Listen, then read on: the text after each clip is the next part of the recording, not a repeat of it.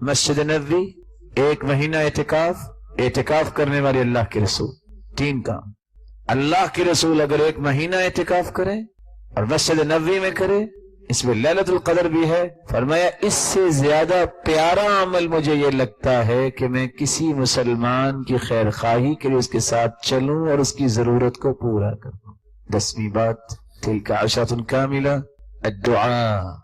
الدعاء، کثرت سے دعائیں کرے، خصوصاً جب اذان ہو، جماعت کھڑے ہونے تک۔ الدعاء بین الاذان والاقامۃ لا ترد، دعا رد نہیں ہوتی۔ سحری کے وقت دعا کریں، افطاری کے وقت دعا کریں۔ لا يبدل التقدیر الا الدعاء، دعا تقدیر کو بھی بدل دیتی ہے۔ فرمایا دعا جو ہے یہ مومن کا اسلحہ ہے، دعا یہ عبادت کا مغز ہے، کثرت سے دعا کرو۔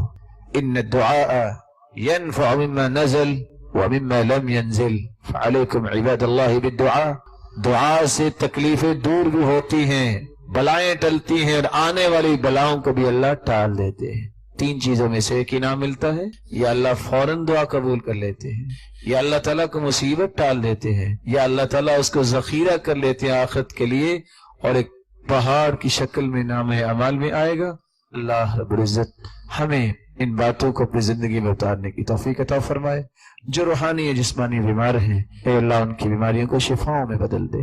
جو کسی مصیبت میں ہے، اللہ ان کی مصیبت کو خوشیاں بنا دے۔ صاحب اولاد ہیں، ان کی اولادوں کو نیک بنا، دست و بازو بنا۔